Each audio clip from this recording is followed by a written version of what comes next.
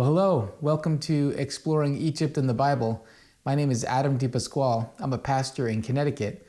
This past summer, I was given the tremendous blessing of a sabbatical, and as part of that, my family and I went on a trip to Egypt with pilgrim tours.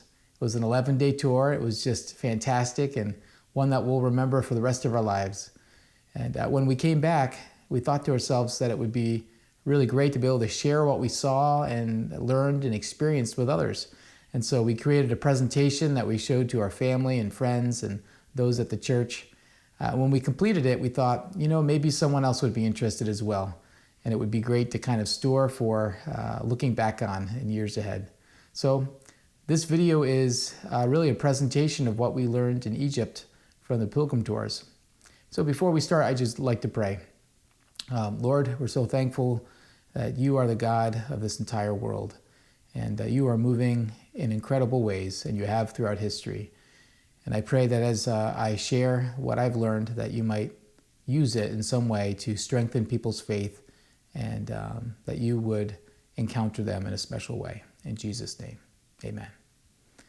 Amen. So to start off the presentation, I'd like to play for you a 5-minute slideshow that will show you just snapshots of what our trip looked like. That way, when we start working through the presentation, you have some pictures in your mind. So let's do that now.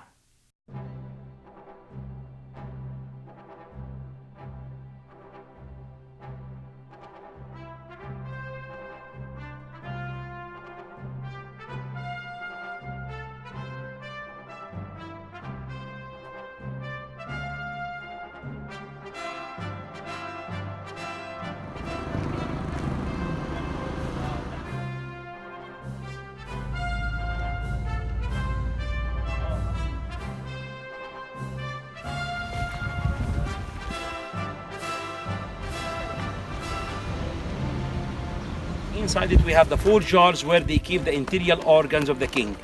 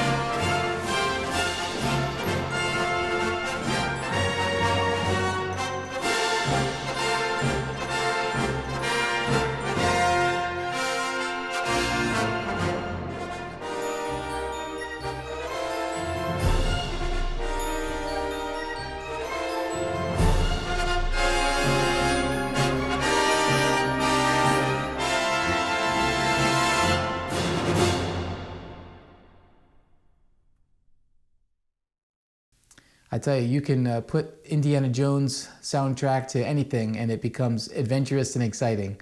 That was certainly one of my favorite soundtracks growing up. And so when we went to Egypt, I imagined ourselves there with Indiana Jones. Our trip to Egypt in one sense was a spiritual pilgrimage. And a pilgrimage is when you go somewhere of spiritual significance for the purpose of growing in your faith. And certainly that's what we did.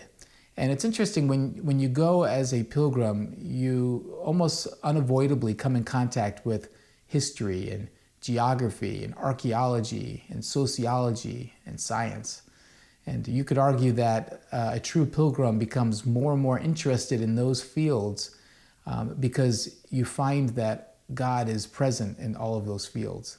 And so that was the case for us. And we were not only blessed to be able to go and visit some amazing places, but we were blessed by having a tour guide who was a Coptic Christian, an archeologist, and an Egyptologist. And for those of you who are not familiar with that word, Egyptologist, Egyptology is really, it's the science of studying ancient Egypt. And so it was a real honor to have a tour guide with that kind of knowledge of Egypt and that kind of spiritual background. Well, I'd like to first just take you on an overview of our trip, day by day, so that you can understand where we went. I don't expect you to know these places necessarily, but I think it might be helpful as we look further at this.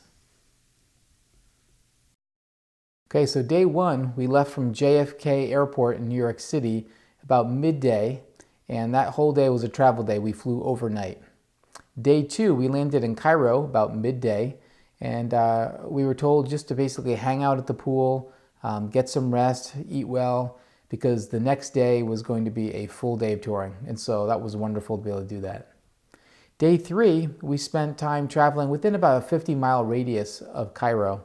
And we saw Quorum Lake, the Pyramid of Amenhotep III, ancient city of Memphis, Saqqara, and we even visited the El Sultan Carpet School. On day four, we traveled from Cairo all the way down to Aswan. It's about 424 miles. We visited the Aswan Dam, the Temple of Philae, Perfume Palace, and we spent our first night on the cruise.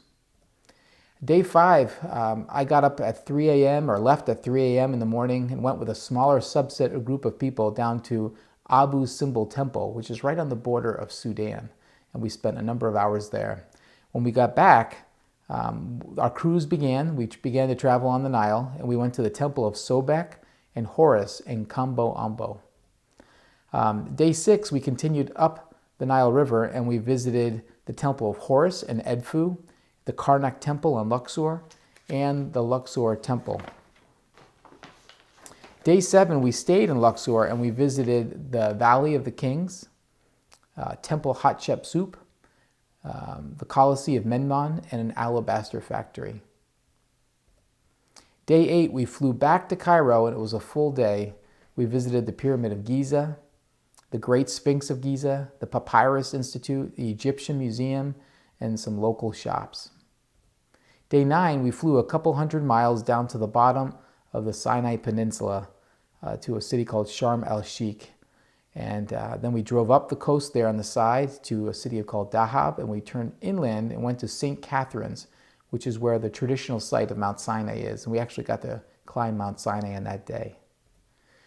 Day 10, we visited St. Catherine's Monastery there and then did the trip backwards again and flew back to Cairo. And day 11 was a travel day back to New York City. And so that's what the flow of the trip looked like.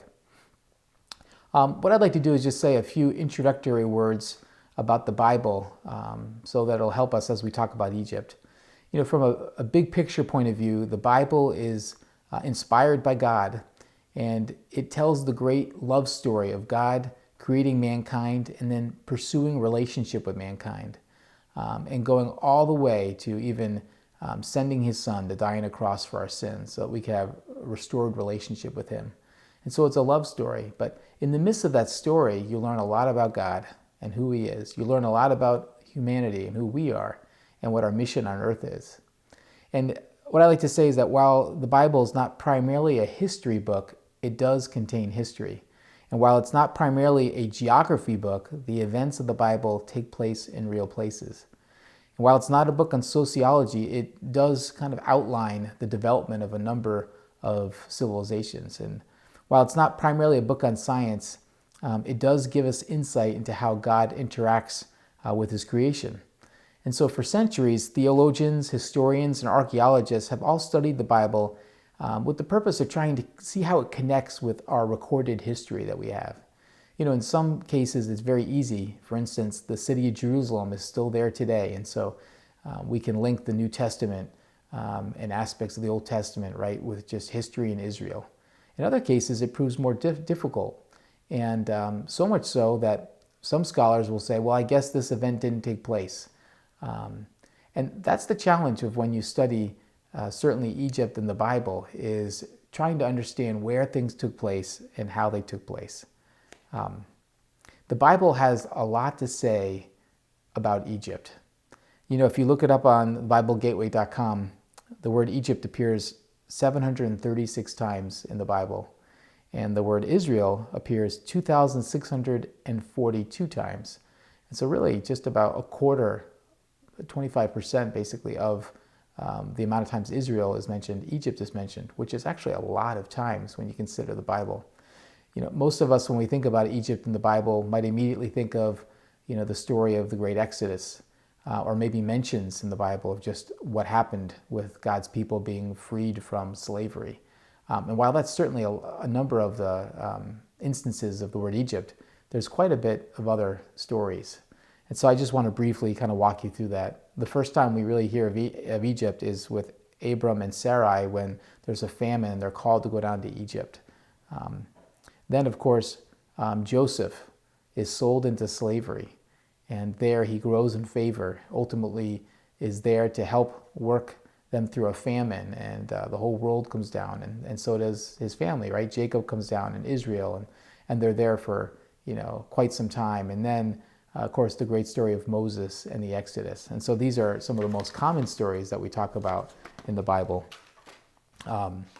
But also, maybe you didn't remember, but Solomon married one of Pharaoh's daughter. And also Solomon imported lots of horses from Egypt. And there's a number of other mentions of Egypt in the Old Testament that have to do with war or battles. And then we come to the prophets. And there's a number of prophetic chapters dedicated to Egypt. One of them in particular has some pretty amazing words to share. And I want to read it to you. This is from Isaiah 19, verse 19 through 25. It says, "In that day there will be an altar to the Lord in the heart of Egypt, and there will be a monument to the Lord at its border. It will be a sign and a witness that the Lord of heaven's armies is worshipped in the land of Egypt. When the people cry to the Lord for help against those who oppress them, he will send them a Savior who will rescue them. The Lord will make himself known to the Egyptians. Yes, they will know the Lord and will give their sacrifices and offerings to him. They will make a vow to the Lord and will keep it. The Lord will strike Egypt, and then he will bring healing. For the Egyptians will turn to the Lord, and he will listen to their pleas and heal them. In that day, Egypt and Assyria will be connected by a highway. The Egyptians and Assyrians will move freely between their lands, and they will both worship God. In that day, Israel will be the third, along with Egypt and Assyria, a blessing in the midst of the earth. For the Lord of heaven's armies will say, Blessed be Egypt, my people. Blessed be Assyria, the land I have made. Blessed be Israel, my special possession." I don't know if you've ever read that passage before, but it's an amazing statement of God's love for Egypt and their destiny. Incredible words. Of course, in Hosea 11, it says, God says that he'll call his son out of Egypt. And that's why in the Gospels we see Joseph and Mary bringing baby Jesus down to Egypt for that short period of time. And there's a few other mentions of Egypt in the New Testament, mostly referring back to the Exodus. So for that reason, when people visit Egypt, usually the first thing they ask is, where did such and such take place, right? Or when did such and such take place? So let's start with when. Archaeologists have evidence of human life in Egypt dating back tens of thousands of years, but Egyptian history really becomes much clearer around 5500 BC. In fact, hieroglyphics are noted to go back to approximately 3200 BC. Amazingly, the meaning of hieroglyphics remained a mystery until relatively recently. In 1799, one of Napoleon's soldiers found a stone in Rosetta, Egypt, and they called it the Rosetta Stone. And on this stone was written hieroglyphics, but also written Greek and an ancient Egyptian language called Demotic. And basically, by looking at that, within about 30 years, they had begun to understand hieroglyphics, which is amazing when you consider that it hadn't been understood since probably about 300 or 400 AD.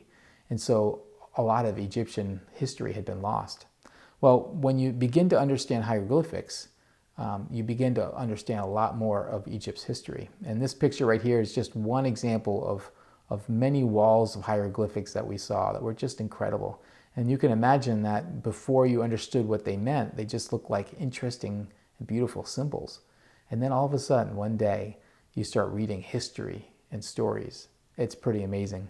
One example of the kinds of information that becomes more clear with hieroglyphics is just even the order and rule of pharaohs and their names.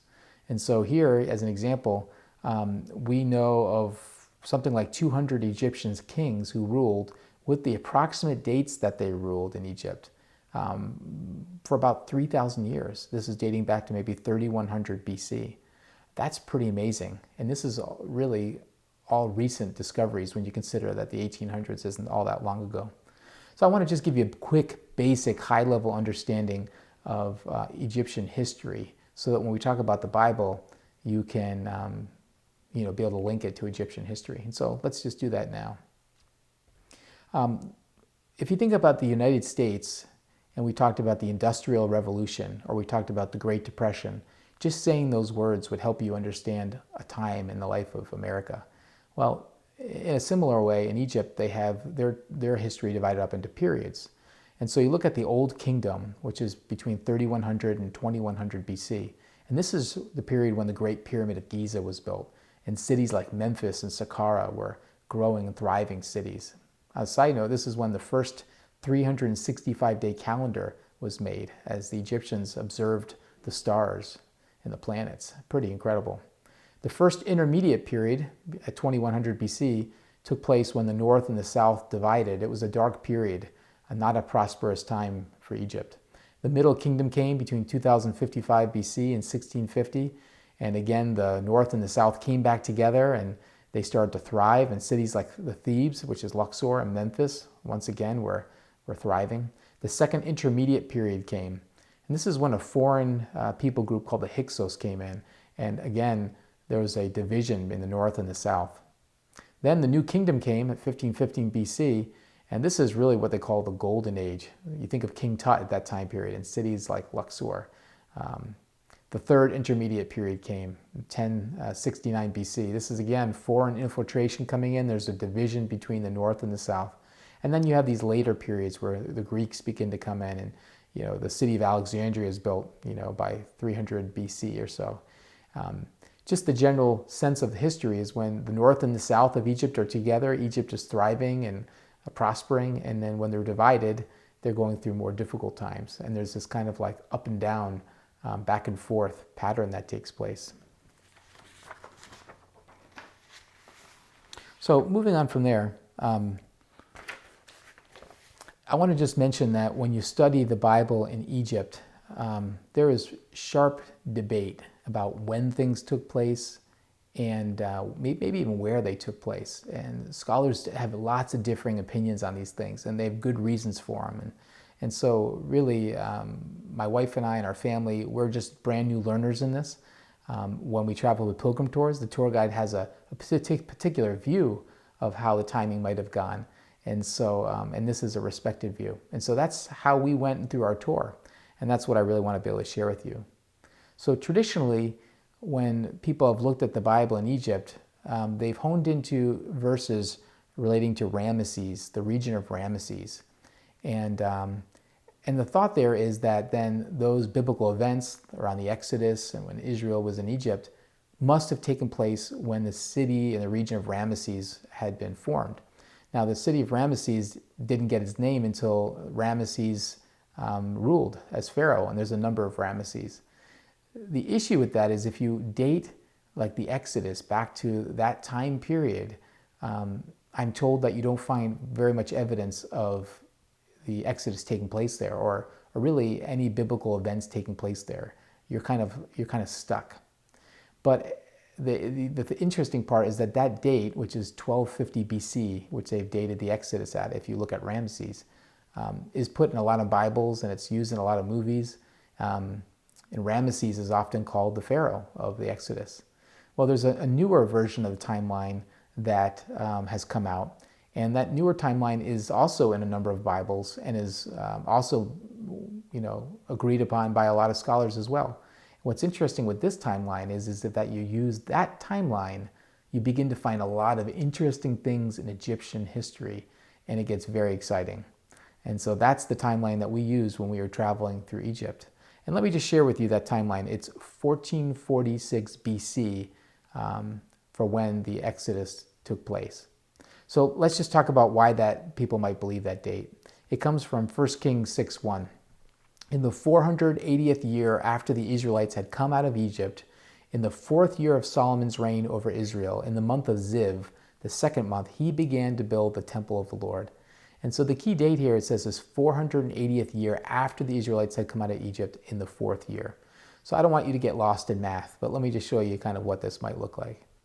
So scholars agree that Solomon became king around 971 BC. And there's a number of reasons for that we won't go into, but that's not a debated time period. So people agree on that date. So if you add 4 years to that, you got 967 BC. And then if you go back in time, 479 years, based on date calculations, you get to 1446 BC. And so this is the proposed date of the Exodus. Well, let's look now at when Jacob first came to Egypt. Well, that would be 1876 BC. Why is that? Well, in Exodus 12, it says, now the length of time the Israelite people lived in Egypt was 430 years. And so you take the 1446 BC date, you go back in time to 1876 BC. How about Abraham? The timing of Abraham would be about 2166 BC. And this is the date in my Bible. We get that because in Genesis 21, we said that Abraham was 100 years old when Isaac was born. And we read in Genesis 25 that Isaac was 60 years old when Jacob was born. And then we read that Jacob was 130 when he came to Egypt. And so that's 290 years total. And so if you take 1876 and you go back in time further, you come to 2166 BC. So you can see there's some math and detail around these dates. They are real dates. Well, let's keep going from there. So why don't we talk about Abraham and Sarai? While we were there in Egypt, we were able to visit some of the sites that Abraham and Sarai would have visited. And an important date to look at, an important verse, is Genesis 12:10. It says, now there was a famine in the land, and Abram went down to Egypt to live there for a while because the famine was severe. And interestingly, we see in the Bible that Abraham was 75 when he set out from Haran. He was 86 when he had Ishmael. And so he went to Egypt between those two dates. So if you pick that he was about 80 years old, Abram and Sarah would have visited Egypt around 2086 BC. And this falls in that first intermediate period. Now, the city there at this time that would have still been the capital would have been Memphis. And so we got to visit Memphis. I want to just note that the Great Pyramids were built around 2500 BC. So Abram and Sarah would have come by there and could have likely seen the Great Pyramids. This is where Memphis is, and so this is where we visited. And on the way, we were able to stop at the Great Pyramids. You can imagine that Abram and Sarah might have seen these. Just a couple interesting facts about this. The Great Pyramid of Giza took 20 years to build. They had something like 20,000 to 100,000 people working per day. More than 2,300,000 blocks of granite were put in place, and you can see how small I am there. There's some new theories that slaves didn't build this. This might have been skilled labor because of the detailed nature of the accuracy of the angles. It's an amazing, amazing site. So this is on the way here to Memphis, and because Egypt is 94% desert, everywhere you look you see desert, except when you're around the Nile. And we'll talk more about that later. But this is a great picture of just, you see the vegetation when you're around the Nile. Well, Memphis was formed by 3300 BC, and it was an incredible city. It was the capital of 8 dynasties, very important economically. Very little is left of Memphis, and that's because it was attacked over the years and things were stolen. And a lot of the stone was taken and used in Alexandria. And so there's really hardly anything remaining of this ancient city. But we got to see this outdoor kind of museum, and you can see some of the things that they've found there. A lot of statues have been taken to the Cairo Museum or other museums like museum in London. This is an incredible statue made out of one piece of stone. Isn't that amazing? So anyway, as we drove away from there, we passed some really just, traditional Egyptian homes and roads. You can see the agriculture. Cairo has 20 million people around it, but as soon as you get outside the city, you start getting into really what the rest of Egypt looks like. And it's just normal residences, right? And you can see that. Let's talk a little bit about Joseph. I want to just remind you of the great story of Joseph because it'll be important as we talk about where we can see him in Egyptian history today. We know that Joseph was born, and right from a young age he had this dream. It was a dream of destiny, and he knew that he was going to grow and be someone of significance and have authority. And it says that his brothers hated that about him. We also know that because of who Joseph's mom was, that his dad loved Joseph more than the other brothers and favored him, and the brothers hated him for that. And so they went to kill him, but instead they sold him into slavery. And they would have no idea where he went. But the way God would have it, he went to Egypt, and not just to Egypt, but he was sold into Potiphar's house. And Potiphar's an official of Pharaoh's. And there in Potiphar's house, Potiphar saw the favor of God upon Joseph and put him in authority over the household. And there, I want to say Joseph learned a lot. He saw how Egypt worked economically and agriculturally, and he got to practice leadership, and I'm sure he grew in that while he was there. Well, you might remember the story where Potiphar's wife came on to Joseph, and Joseph fled and ultimately was accused of trying to take advantage of her, and so he was thrown into prison. But even in prison, the favor of God was on Joseph, and he ultimately became in charge of the entire prison. Well, as time went by, Pharaoh's chief baker and chief cupbearer were thrown into prison, and Joseph interpreted their dream. And so, sure enough, the dream came true, and the cupbearer was released, and Joseph said to him, "Don't forget me," as he went back to Pharaoh. But he did forget him, and it was something like 2 years later, when Joseph is now in his early 30s, Pharaoh has a dream, and no one can interpret it, and the cupbearer remembers Joseph. And so Joseph is called from out of prison, and he comes and he tells him that God can interpret the Pharaoh's dream. And surely enough, he tells him about years of famine that will occur. But prior to that, there'll be years of prosperity. And then, out of just the wisdom of God and all that Joseph had learned and the favor upon him, he gave Pharaoh an economic strategy on how to prepare for this famine and how to get ready for it. And the Pharaoh was blown away. He said, does anyone else have the Spirit of God on them like this man does? And so all of a sudden, Joseph is brought from being in prison to being second in command, as it were, over Egypt. An amazing story when you think about how one day he probably felt so far away from that dream he had, and the next day he's right there with Pharaoh. These are some of the things that we hear about Joseph from Pharaoh. Pharaoh said, "I am Pharaoh, but without your word, Joseph, no one will lift your hand or foot in all of Egypt." Joseph put his ring on, Pharaoh put his ring on Joseph's finger, which symbolized the authority that he had. And he let him ride in chariots, which were something only Pharaoh would do, to ride in his chariot. It says that people of all over the earth came to Egypt to buy grain from Joseph because the famine was severe in all of the earth. Listen to the way Psalm 105 describes this. It says, "God called down a famine upon the earth. He cut off all the food supply. He sent a man ahead of them. Joseph was sold as a servant. The shackles hurt his feet. His neck was placed in an iron collar until the time when the prediction came true. The Lord's word proved him right. The king authorized his release. The ruler of nations set him free. He put him in charge of his palace and made him manager over all his property, giving him authority to imprison his officials and to teach his advisors. Imagine that. Israel moved to Egypt. Jacob lived for a time in the land of Ham. The Lord made his people very fruitful and made them more numerous than their enemies. I love that. It's just amazing how much authority Joseph was given. So if you track the timing for Joseph now, based off the 1446 BC Exodus, you find that Amenhotep III was the pharaoh at the time that Joseph was there. And that's the pharaoh that Joseph could have served. When you look at Amenhotep III's rule, some very interesting things come to play. And I want to just mention here that when you look at Egyptian hieroglyphics, it's really like the great newspapers. And so pharaohs would want the best things written in history about them. They wouldn't want bad things written about them, and they wouldn't give other people credit for their achievements. It's interesting on some of the achievements that are noted for Amenhotep III. One of the ones that jumps out has to do with a lake called Quorum Lake in Egypt. I want to just take you there now.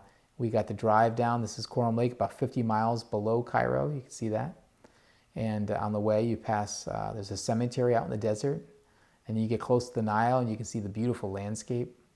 Again, you can see some of the homes there along that. And you come to Quorum Lake. Now, here's the thing about Quorum Lake. If there was going to be a drought, what would you do to prepare for the drought?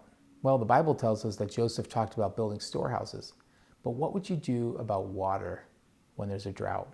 Well, it's amazing that Amenhotep III built this reservoir during his reign. And to do that, there had been this huge hole in the ground. I guess it was a mine. And so he had a canal built from the Nile River to this location. The area of this region is called Fayun, and so that translates as 1,000 days. And they believe that over 1,000 days, this hole was filled with water and became this massive freshwater lake. It's pretty amazing. It's noted that billions of gallons of water can be stored in there. That's what was told to us. And it was 130 feet deep, 30 square miles, a huge, huge, huge lake. And so this would become water for years of a drought. You can imagine that, can't you? That you're going to need water. Could it be that Amenhotep built this based on Joseph's oversight? That would be pretty incredible. And so these canals were built to fill up the lake, and there's lots of little fingers to the canals. And it was noted to us that there could be as many as 160 miles of canals when you add it all up. What's wild is that canals not only move water from one place to another, but they also enable land to become fertile.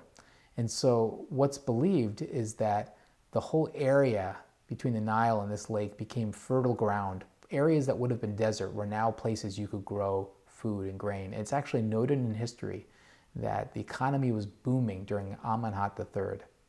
Well, it was noted that by doing this, 17,000 more acres of land would be able to be used for grain just around the lake, and tens of thousands of more. And so in the Bible, we read something very interesting about the time of prosperity there. It says that Joseph stored up huge quantities of grain, like sand of the sea. It was so much that he stopped keeping records because it was beyond measure. And we read, during the 7 years of abundance, the land produced plentiful. And so what's believed here is not only did Joseph just fill up storehouses with grain from the land, but he actually expanded the land and enabled more grain to grow. And in that way, over possibly 3 years, filled up all of the storehouses for the food that they were going to need. And that's a pretty incredible thought. So coming from this lake, we got to visit the pyramid of Amenhotep III. Here's just some pictures of my family next to the lake. And then as you drive, again, here you're just in kind of like rural Egypt, and you're passing all kinds of interesting sites and marketplaces. You can see that there. You know, you see the more simplest kinds of stores and homes to some of the most beautiful homes right next to each other. It's pretty amazing. And so here we are. We're now at the pyramid of Amenhotep III.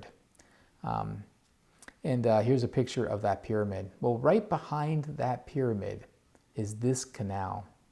And this canal is called Bar Yosef, which translates as Joseph's Canal. And apparently it's had this name since before 0 AD. And so for over 2,000 years, people have known this to be Joseph's Canal. And this is just one example of the canals that were built.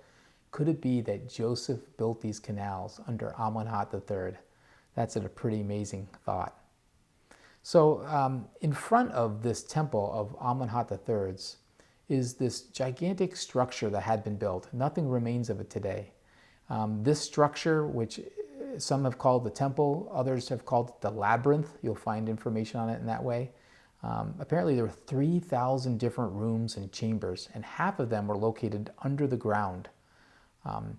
Greek and Roman writers came through around 500 BC, and they wrote about this. They actually had taken a tour of it, and they noted that there were dozens of marble courts and passageways and corridors that were so bewildering without a guide, thousands of individual chambers with hieroglyphics and paintings, and they said that it was beyond words. It even surpassed the greatness of the Great Pyramid, which is hard to imagine.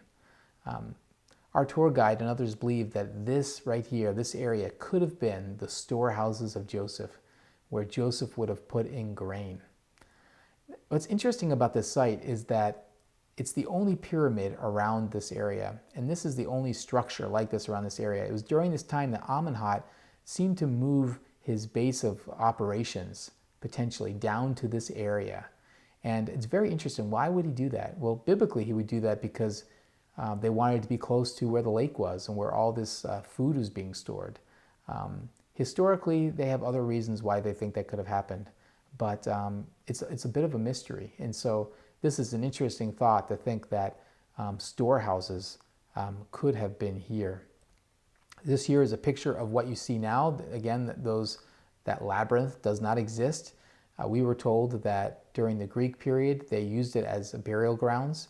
And so there's not a lot of motivation to dig this up. They also don't think there's any treasures down there anymore because at some point, those were removed. And so no one is really anxious to excavate this land. And I'll tell you, we would go to locations and there'd be hundreds of people visiting the sites. I think we were the only people visiting the site. It's just totally off the radar. And yet it could be that spot that was so significant to Joseph. Here's another picture. If you look closely at this pyramid, it's made of mud bricks. Why isn't it made of big stones? Well, during this period, the pharaohs were not considered sons of God. And so they didn't put as much time and attention into the making of these pyramids. In fact, you can look, this is a mud brick that's just one of many laying on the ground, and you can see that straw inside that brick. It reminds us of what we're told the Israelites built with, which is pretty amazing. Here's another picture so you can see that landscape. You see all those bumps and you just wonder what's underneath that. Maybe one day someone will excavate that. This is a picture of Amenhotep III in the Cairo Museum. So this is a real pharaoh. There's a lot of more statues like that around. But you can see this might have been the pharaoh that Joseph served while he was in Egypt. Here's another picture of us just right outside. I want to make one note to say in the Bible we're told that Joseph married Asenath, daughter of Potiphera, priest of On. She was an Egyptian, and so Joseph's children were Egyptian. I don't know if you thought about that before. We're going to move to talk a little bit about Moses. And you can't talk about Moses or Egypt without talking about the Nile River. So I want to take a moment and just talk to you about that. So the Nile River is the longest river on the earth. It's over 4,100 miles long and originates down in Burundi. And you can see that right at the bottom of this picture. This is a very, very, very long river. It runs from south to north. And the reason it does that is because the mountainous region is down south, and so the water goes upwards towards Egypt. Because of that, North Egypt, which is up in Cairo, is known as Lower Egypt, and down in the south, it's known as Upper Egypt. And so it's kind of backwards from what you might imagine. It took us a little while to get used to that. The Nile River is significant to Egypt because if you look at Egypt, it's 94% desert. Without the Nile, it would be 100% desert. And so the Nile is what enables all of that economy and agriculture to be existing. historically, the Nile River would have a massive flood season throughout in the year.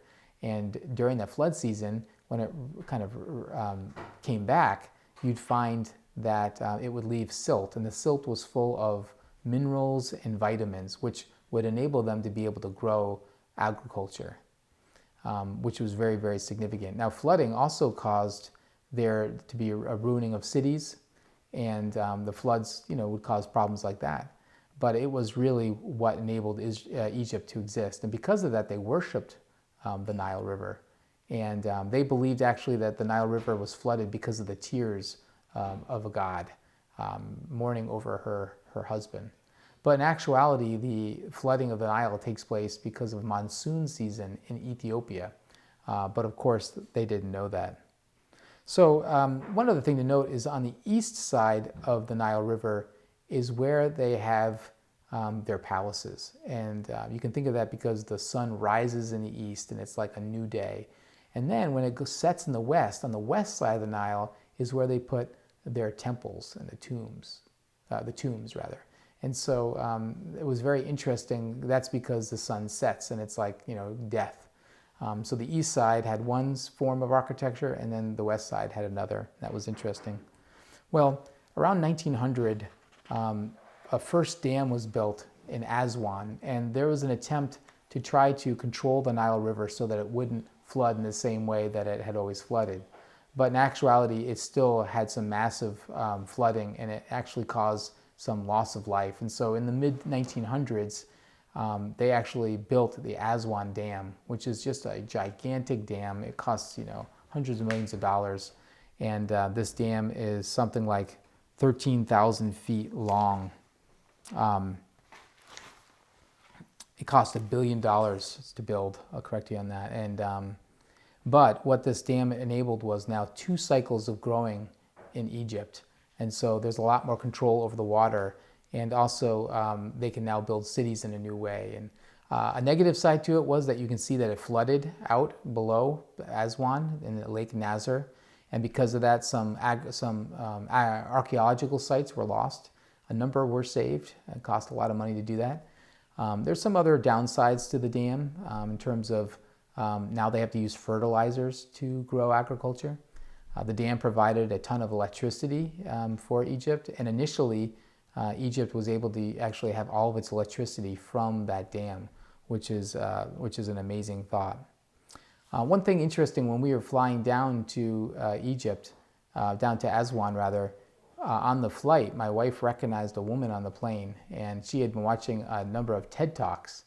And there's a great woman named Sarah Parcak, who's known as the space archeologist, and she's found all kinds of incredible archaeological sites because of her work. And anyway, so on the plane, my wife thinks, hey, I think that's her. And so when we arrived at the Aswan airport, we went up to her and spoke to her, and sure enough, it was her. And so anyway, later on that day, she tweeted something, and this is what she wrote. She said, I just got recognized in the Aswan airport by a family from the U.S. Lovely family, have a glorious holiday. That was just a kind of a fun thing that took place while we were in Egypt. Just a couple of things real quick. This is the boat that we went on. We actually got to take a cruise on the Nile. And you can see that, and across the way, it's a different boat, but what our boat looked like. This is our room, a beautiful room. There were many days that we would spend a couple hours out on our porch just watching the Nile go by. A lot of times we would do our touring in the morning, come back and be in the boat during the day where it was cooler, and then go out back in the afternoon. On the top of the deck, and this time of year, we were there in July. It was one day it was like 110, 115 degrees. If we had gone in January, it might have been more like 70 or 75. But that made it very hot on the deck. There weren't hardly anyone there on top of the deck.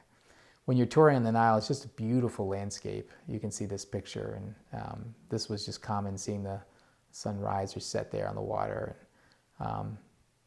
Just beautiful. A lot of agriculture. There's not a lot of building on the sides of the Nile and where we were. It looks maybe like it might have looked back in ancient times. Of course, here is the lock system that they have in the Nile River now, which was really interesting to go through. There's tiny little cities, as you go along, and developments.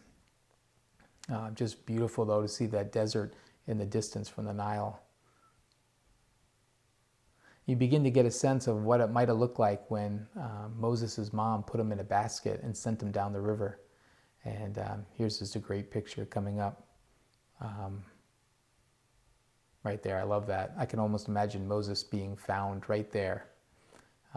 So let's talk about Moses a little bit here. I want to talk to you about the timing first. We read in Scripture, it says, when Moses was 40 years old, he decided to visit his own people, the Israelites. He saw one of them being mistreated by an Egyptian, so he went to his defense and avenged him by killing the Egyptian. That happened when he was 40. So he left Egypt when he was about 40 years old. It says Moses was 80 and Aaron 83 when they spoke to Pharaoh. So if we use math and just kind of subtract our time period based on the Exodus, we can see he probably fled Egypt around 1486, but we see that Moses was born probably around 1526 BC. Now, who would be Pharaoh during that time? Before we talk about that, let me just mention to you about the Hyksos people. So between the time of when Abraham would have been there and when Moses would be there, we see in Egyptian history the invasion by a foreign group called the Hyksos. And from a biblical perspective, this is the story that was told to us, that you can imagine during this time of famine with Joseph, lots of peoples were coming from all over the earth to get grain by grain and food. And you imagine some were extremely thankful for that opportunity, but others saw how incredibly bountiful Egypt was. And they said, you know what, we'd like to rule Egypt.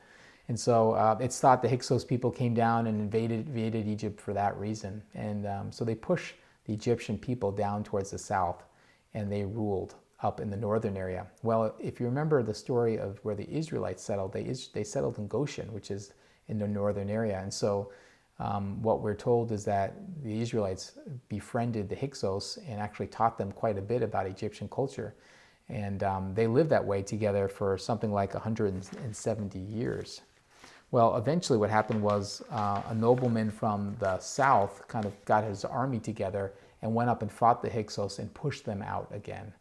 And it would have been during this time period after this nobleman kind of took power again as Pharaoh that Moses was born. And what's interesting is the Bible says this to us about that. Let me just find my spot here.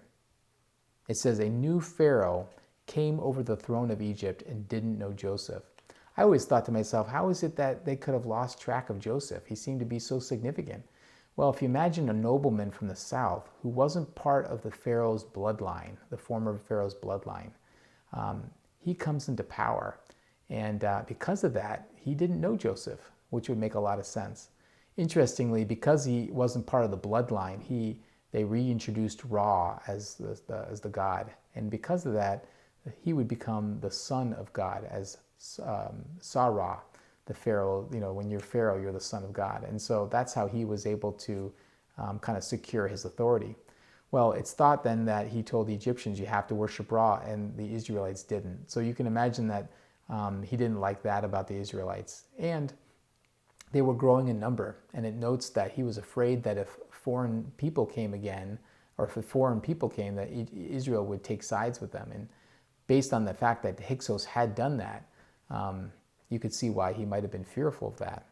So that's kind of an interesting aspect of that. So let's just talk about that timeline again I mentioned to you. One timeline would have it that Osmose would be the Pharaoh. Another timeline would have that Tutmosis I would be Pharaoh. And those timelines are based upon what calendar you're using, what astrological calendar, I guess, is what they're saying. But a lot of people believe it could have been Tutmosis I. Now, here's the interesting thing that happens if it's Tutmosis I. His daughter would be Hatshepsut. And this is very interesting. In Egyptian history, the phrase daughter of Pharaoh is not a common terminology used. But when you have someone as significant as Hatshepsut, you can see why the terminology of the daughter of Pharaoh could have been used. This is a picture of Hatshepsut. It's a little statue that we found that's in the Cairo Museum, and you can go and visit this.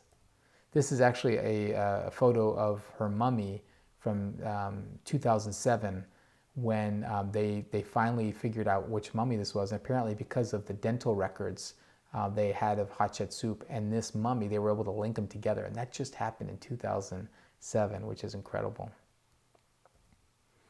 So if Hatshepsut was the daughter of Pharaoh, she would have been the one who would have found Moses. And if that's the case, then right down here in Luxor is where Moses would have grown up. And you might say, well, why is it down there? I thought they were in Goshen, which is kind of north, above Cairo. Well, it's because Pharaoh would have a winter palace and a summer palace. It's so down south would be the winter palace, and that's where really a lot of the structure was. And then up north would be the summer palace. And they've actually got proof that that's the case. And so if that were the way it was, this right here is where Moses would have gone to school. You can see us smiling there. This is a location dated right back to when Hatshepsut would be there. And there's evidence of her all over there. And so this was the schoolhouse. Pretty amazing. And if you turn to your left and you look the other direction, this is actually where the palace would have been. Which is an amazing thought. I could have stayed there for a long period of time and just tried to reflect on that. Wow, is this where Moses was? Pretty incredible. So when we were in this area in Luxor, we got the opportunity to go to the Valley of the Kings. And so I just want to take a quick detour from our talk about the Bible, but we will get back to it quickly. So the Valley of the Kings. This is some of the geography driving to the Valley of the Kings. The Valley of the Kings, during a period of time in Egypt, is where the kings were buried. And so over the years, they've been finding more and more tombs and excavating them. It's almost like Disney World, I joke, in that you get in these yellow carts and you pay your ticket and you can visit 3 tombs that day, depending on which ones are open. And so here's just an example of a tomb, right? The tomb of Tutankhamun. We didn't go to this one because you had to pay extra money, but everywhere you look, there's different places like this that you can go to. And inside, here's a map. So you can see as of this map, there were 62 different tombs identified. I believe now they have 68 identified. And you can see how far from each other they are. It's a pretty fun journey. These are some of the hieroglyphics that we saw while we were there.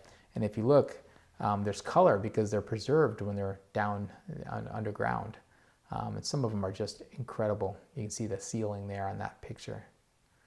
This is just taken from my iPhone, and you can look at the detail, how much was put into that. It's incredible. My son was always disappearing, and so we had him take a picture next to the sign, pretending that he was sad that he couldn't climb, which I love that. I love that picture. Let's talk a little bit about Queen Hatshepsut.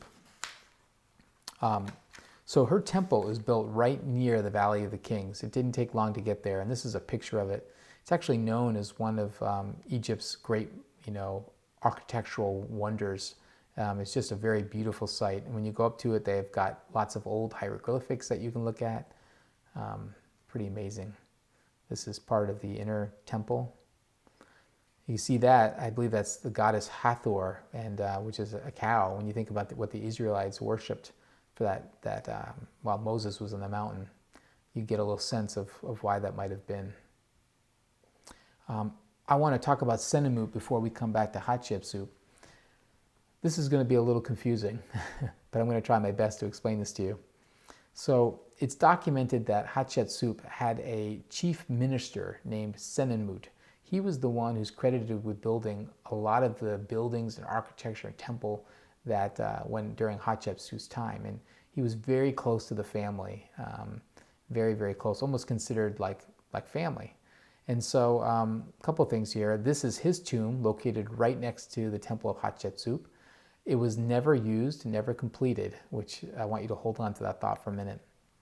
A number of biblical archaeologists believe that Senenmut could have been Moses. You think, how could that be? Well, I want to show you a couple slides here taken from the book, The Exodus Case.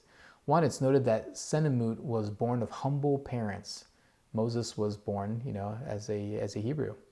It's noted that they don't know how Senenmut rose in his career to be, part of Pharaoh's officials.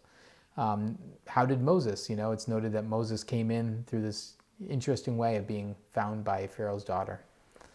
It's noted that Senenmut had this desire to get away from his humble state. I'm going to skip that page and just share this with you. It's noted that Senenmut was never married, and Moses was never married in Egypt. And then it was noted that Senenmut's immediate family had been struck by catastrophe, and we're not sure what happened to Moses' family. There's something like 35 different similarities between Senenmut and Moses, which is kind of interesting.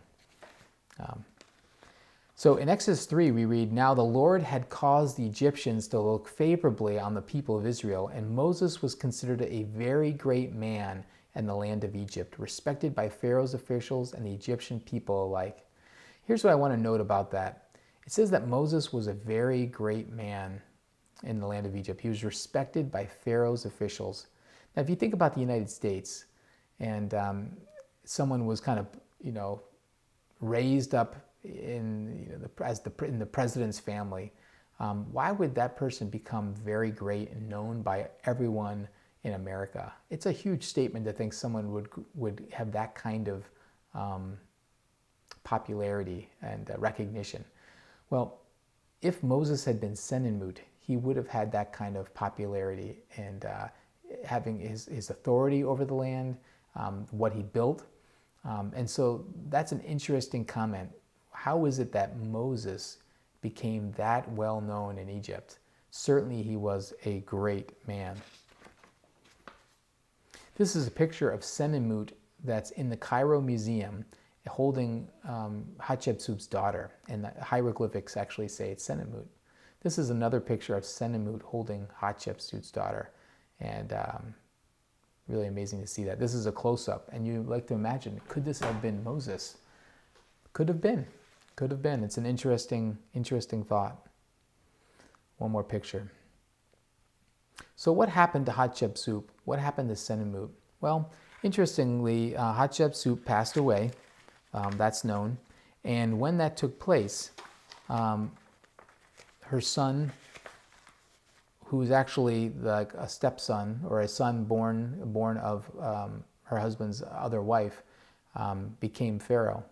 And within 30 years from that time period, for some reason, he goes and begins to destroy statues of Hatshepsut and to kind of like cross off her name on temples and things of that nature. And there was this very clear decision to try to get rid of her in history. And so some people believe that that was because he must have been trying to get rid of the evidence of female leadership. But there had been another female pharaoh in Egypt. Biblically, perhaps the reason is because as the Exodus took place and the plagues took place, perhaps the pharaoh wanted to erase memory of this woman who had brought Moses into, the palace and ultimately caused all these problems. It's an interesting thought. Perhaps that's the case. Interestingly, too, that Senenmut, his name was also tried to cross off history. In fact, that tomb was vandalized at that time period, and they don't really know what happened. And so could it be also that they wanted to erase their memory of Senenmut? Pretty interesting. Let's talk about the Exodus. One of the things about the Exodus is that you find there are so many different opinions on where it took place and where Mount Sinai is and what path they took. I had no idea how many different opinions and versions of this there are. And we got the opportunity to go to the traditional site of Mount Sinai, which is really incredible. But I just want to show you to give you a sense of just how many different opinions there are on this. Some believe that Mount Sinai is in Saudi Arabia at Jebel Alaz. If that's the case, this is an example of the path that they might have taken. This is an opinion where Mount Sinai is in northern Sinai Peninsula at Jebel Yelek. If so, this is the path they might have taken. This is the traditional version of it, which is in a lot of Bibles. And you can see down going to the bottom of the Sinai Peninsula. That's where we went. Here's another version of that. I like this one. You can see all the different paths that are possible and just how many different opinions there are. You might say to yourself, why are there so many different opinions on this? Why does it matter anyway? Well, here's why it matters. If you find the Mount Sinai, Mount Horeb, the mountain of God. It's where the Ten Commandments were given to Moses. It's where the burning bush was. It's where the prophet Elijah fled when after Jezebel chased him, and he went and he heard the still small voice of the Lord. So spiritually, it's a significant place. But why do people have so many different opinions? Well, here's a couple of reasons for it. First one is this. Moses says to Pharaoh that he wants to take a 3-day journey to worship. And so many people believe that Mount Sinai can only be a 3-day walking distance from where they left, up there in Goshen. And so if that's the case, you're likely not getting to Saudi Arabia. And so scholars will say, well, it can't be in Saudi Arabia, right? Other scripture talks about how the mountain is out of Egypt. And while the Sinai Peninsula is out of Egypt, Pharaoh did have some mines there. And so those who don't want it to be in the Sinai Peninsula will say, well, it can't be there. It must be in Saudi Arabia. That's interesting. The other scripture verse talks about it's not in Midian. And Saudi Arabia is in Midian. So people will say it can't be there. It's noted, our tour guide mentioned that there had been some chariot wheels found right down there in the Gulf of Aqaba.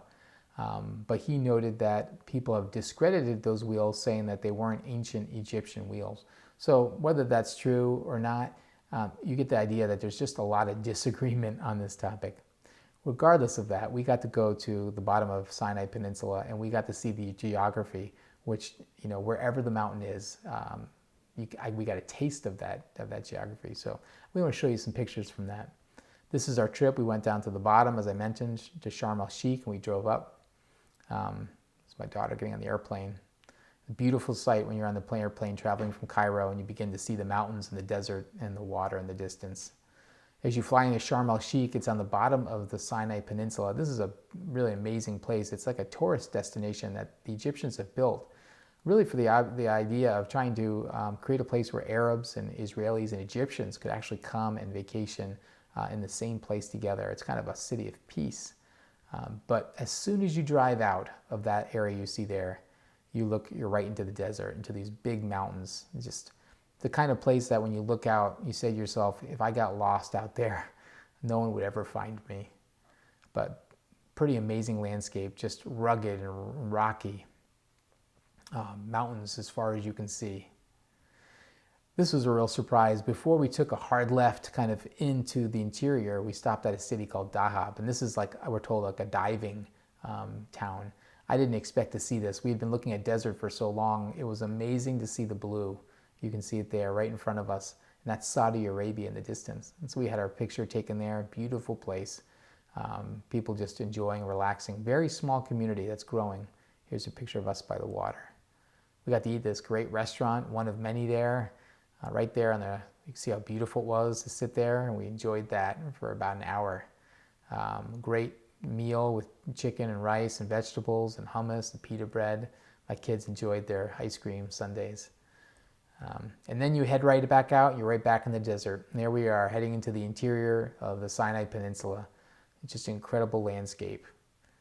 Very hot, very dry.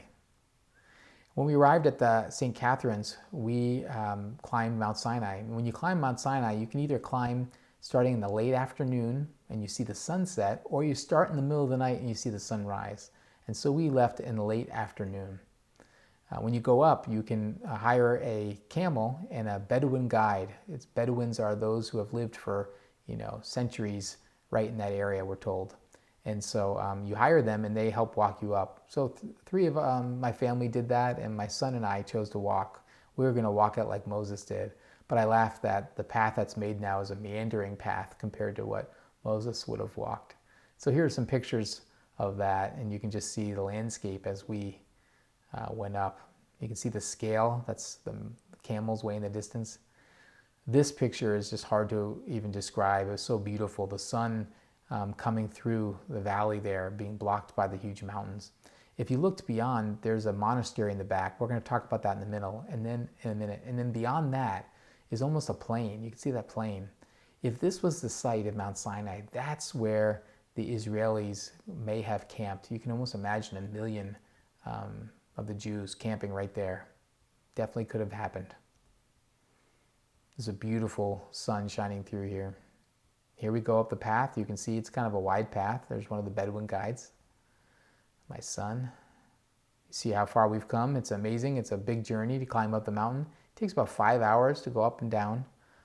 So you can do it in that time period. It's definitely strenuous.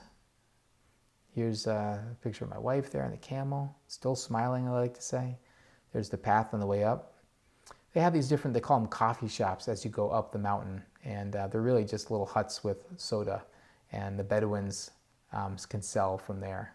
This is the top of where the camels can go, and there's about a quarter left of the climb. At that point, they call it like the 750 stairs of ascent or something like that. And they're pretty steep stairs and pretty tiresome.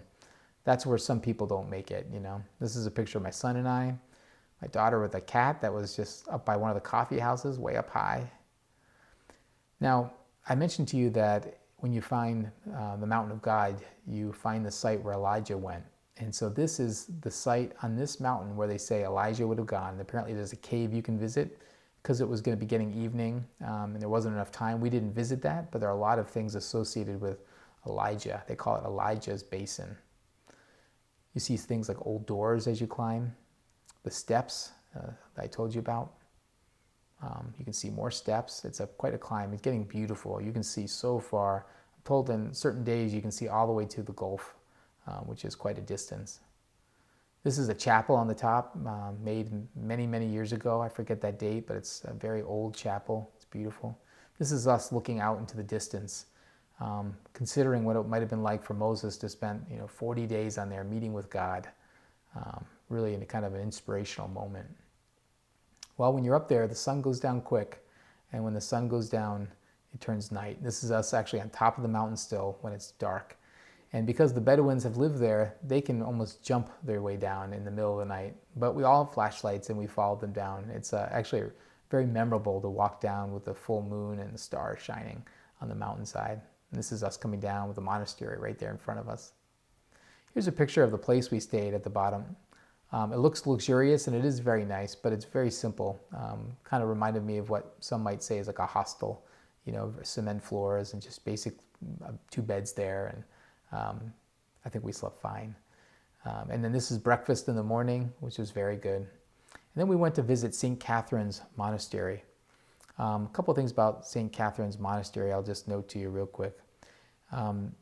There's evidence of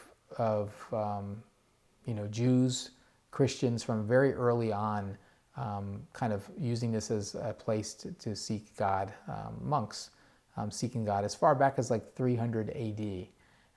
It was known as a holy mountain, this area. And so that's actually pretty interesting. Well, you might have heard about Constantine's mother, Helena, who went out on a campaign to find these spiritual significant places and put them on a map and protect them. Well, she came to this location. And so by 550, she had invested money in that area. And so they had built already their first monastery. And from that point on, many different additions and renovations took place over many years. And so there have been monks at this location since as far back as 300 AD, which is really amazing. Apparently the oldest continuing operating library is located here at the monastery. I'll show you some pictures now. You're going to see the different years that these pieces were built. The oldest parts on the bottom, obviously. Here's something that's pretty old. This is what you would identify as the burning bush. They believe this is the burning bush there. Apparently this bush is growing out of granite, which is very unusual. It's a very strong plant, very strong bush. Apparently this is the only bush of its kind in the whole Sinai Peninsula. And they tried to plant it somewhere else and it wouldn't grow. And so they hold this bush to be very sacred, and they built a rock wall around it so you can't steal it or hurt it. This is us standing there in front of that bush. Here's some other architecture from the monastery, so you can just see how beautiful it is. And here's an old roof, pretty amazing. Now I want to show you something that I'm going to call disturbing. I call it disturbing and even horrifying because that was my response when I saw it. And before I show it to you, I want to just mention that the goddess of Hathor has been worshipped since around 2600 BC in Egypt. She was known as one of Egypt's most important deities. The Egyptians connected her with foreign lands such as Nubia and Canaan. They called her the mistress of music, dance, garlands, myrrh, and drunkenness. Now in Exodus 3, when Moses is up on the mountain, we read that the Israelites get impatient and they ask Aaron, they say, build us a god that we can worship, build us something. And so Aaron builds them a cow. And here in the Cairo Museum is the goddess Hathor. And you can see, when I saw this, my heart just sank to think that Aaron was building a cow for them to worship, going back to what they knew in Egypt. Very, very sad. And when we read in Exodus, that's exactly what they did. They worshiped, they ate, they drank, they played, they got drunk. And so Israel was quickly going back to what they knew. Very, very sad. Well, I want to just transition a little bit, and two more sections to talk to you about. Some documentation of Israel. Where can you find Israel in Egyptian history? This is pretty fascinating. So we got to go to the Cairo Museum, which is an amazing museum, huge museum with just incredible statues and pieces of history all over, priceless pieces of history all over. They're actually building a new Cairo Museum right now. It looks like it's going to be 4 times the size of this. It could be state of the art. Incredibly exciting. I would love to go back and see that. But here in one of many rooms, you find this. This is the Mertpa stele. I have a hard time saying that, but Mertpa was a pharaoh in Egyptian history. And this stele, which is a big rock that documents some of his military campaigns, in the midst of this, it says something very significant on the bottom. And you can see where it's a little dark. It's dark because people used to touch it with their hands. Here's a zoomed up picture of it. Well, here, right here in this thing, we read this. It says, Israel has been crushed. It has no more seed. And right here is a sign so that you can see it. They have this in the Cairo Museum, right towards the bottom. If you look, it says, this is the sole mention of the Israelites in the Egyptian texts known up to the present day. So this is a very, very significant and important find. Now, I want to note to you that this was found in 1896. That's not that long ago. And throughout Egypt, they are continually finding new things all the time, every day. Even while we were there in Egypt, just like a week or two before, a month before, they found a new whole tunnel in the Great Pyramid of Giza. It's incredible. Every day they're finding new things. And this just gave me the sense that, what else is out there that's going to talk about Israel's time in Egypt? I bet you there's a lot more to be discovered. This is very exciting. This is also an important discovery because this apparently proves that the 1446 BC timeline is correct and the 1251 is not. Because if this pharaoh would have gone to Israel during the 1250 timeline, Israel would not have been there and wouldn't have been there to attack. And so the 1446 timeline, this really lines up with that. I want to take you now down to Luxor. And while we're in Luxor at the Karnak Temple, there's this wall which outlines Pharaoh Shishak I's military campaigns. Again, think of this as the great newspaper. Right here is, I guess, his hieroglyph that says Shishak. Well, what's interesting is here, one of the hieroglyphics we're told says this: I took my army and I went to the land of Canaan and I attacked all the cities there and I brought back gold and silver and prisoners of war. When you look at the hieroglyphics, their faces are different than other hieroglyphics, the people on them, and so they're foreigners that are being captured. Well, this is important because in the Bible, in 2 Chronicles, we read, when Shishak, king of Egypt, attacked Jerusalem, he carried out the treasures of the temple of the Lord and the treasures of the palace. And so here you have Shishak written in hieroglyphics and you have Shishak written in the Bible. There are those that would say, well, it doesn't say Jerusalem on the wall.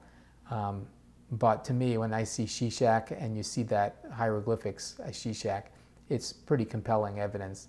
Again, we're told that this is evidence that also would support the 1446 BC timeline. If the Exodus had been 1250, this apparently wouldn't line up in the way that it does when it's 1446, which is really exciting. I want to take you now to the Abu Simbel Temple. I had the opportunity to go here with a smaller group, And this was quite a journey.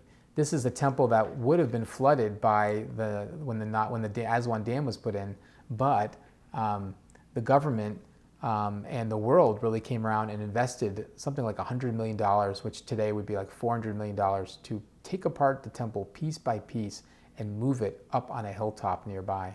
And so it's an amazing temple to look at. And you can see some pictures here. As with other temples, the hieroglyphics are showing the campaign. This was built by Ramesses II, so this is his military campaigns, and just so many different little rooms showing you that. Is a great picture. Well, here, before you go into this room, right above on the top, you can see this kind of hieroglyphic, if you look carefully, like this. And what we're told is right to the left of this picture are actually Ramesses II describing his campaign up through Canaan, and apparently he mentions that when he was going through, he saw a foreign people group worshiping a god named Chasu Yahweh. And apparently in hieroglyphics it says Chasu Yahweh, which is really incredible if that's the case. And this picture here are foreigners worshiping and what looks like a little box, and some believe that that's actually the Ark of the Covenant, and there's winged creatures next to them are cherubim. And so amazing if that is actually that documented here in the Abu Simbel temple. Other thing to note, this is in the innermost part of the temple, these Ramesses II and then two gods to the right and the dark god on the left. This is a day, where the sun is just blaring through. You can imagine back when this was built, there's no electricity in there, so the temple's pitch black. But twice a year, something incredible takes place where the sun hits a certain place and a beam of light shoots through to the back of this temple and shines a spotlight on Ramesses, and then shifts over to the right and makes the other gods illuminate for about 20 minutes, I'm told. And the dark lord, the dark god, or whatever on the left, never becomes bright. Well, one day it happens, they believe it was the king's birthday, and the other day it happens in the year, they believe it's when the king first became pharaoh. And so that's just shows you the amazing ability the Egyptians had to, work with the stars and the sun. I mean, it's just really, really incredible. Last thing I want to talk to you about is Egyptian spirituality.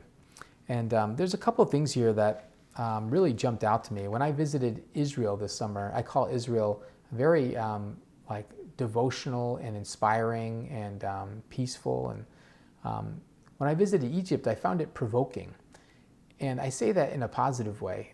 Constantly have to think to myself, wow, when did this take place? Could that have happened here? Wow, what does that say? And your just mind is being blown away all the time by what you're seeing.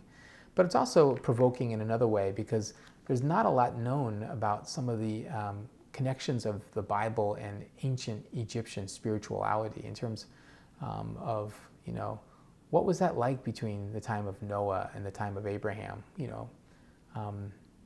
Anyway, a couple interesting things pop out. So if you look at Egyptian spiritual history, and this is a very, very basic overview of this, elementary level, during this pre-dynastic period, 8000 BC to 3100 BC, there was really just lots of different towns, and they all worshipped local gods. There's something like 1,300 different local gods. And Horus was worshipped in the south as a falcon. Ra was worshipped in the north as a cobra. Well, when the north and the south came together in the Old Kingdom, Ra became the central god. And the pharaoh was called Sarah, son of God. Well, around the first intermediate period, somewhere in that 2100 BC time period, Egypt began to worship the god Amun. And it's noted that it became almost a monotheistic deity where they just really focused their worship on him. Now, if you've been kind of tracking with this and you have a memory, it was around this time period that Abraham first came to Egypt. So some biblical archeologists would believe this could have been the story. Abraham and Sarai come down to Egypt to escape a famine. If you remember the biblical story, Abram says to Sarai, please tell them that you're my sister. And so he does that, and she does that, and Sarai is taken into the Pharaoh's palace, into his harem, And what would happen is that the Pharaoh then would go to touch her, and disease broke out on the household. And so the way that it was told to us, this kind of biblical legend, is that Pharaoh, when he saw this disease break out, and although everyone around him saw this disease break out, they said, oh my goodness, here's Pharaoh, supposed to be son of God, or he's son of God, and here's this God of Sarai and Abraham who's more powerful. And Pharaoh says to Abraham, who's your God? What's his name? And Abraham says, I don't know his name. And then he says, what does he look like? And Abraham says, I don't know what he looks like. And so it's thought in that moment that Pharaoh and his palace worship Abram's God, that they have this power encounter and they realize that there's a God more powerful. Interestingly, the god Amun begins to be worshipped during this time period in a focused way, and Amun means the hidden one or the invisible one. Interesting when you consider that our God is known as being invisible in that regard. There's also a couple interesting things to learn too. That Amun was known as a champion of the less fortunate, of upholding the rights of justice for the poor. His followers had to confess their sins. His picture idol is that of a ram. That's his image, which is interesting when you consider that Abram, had livestock and might have been seen as a shepherd, and so perhaps the Pharaoh would have said, "Hey, let's make it in an image of a ram." I don't know. These are some of the thoughts that are shared. But Amun was known as the creator of the universe, the king of the gods. And during that time period, when Amun was worshipped, Psalms were ultimately written to Amun. And what's amazing is they're in the same format of the Psalms in the Bible. And they sound very similar to the Psalms of the Bible. So the thought here is that, is it possible that when Abram came down, Egypt encountered the living God?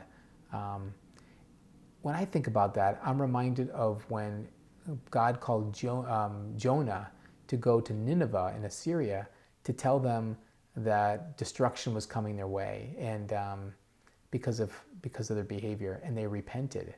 And God makes the note to Jonah that these are people, basically who I love. We're reminded of the verse that God loves the world.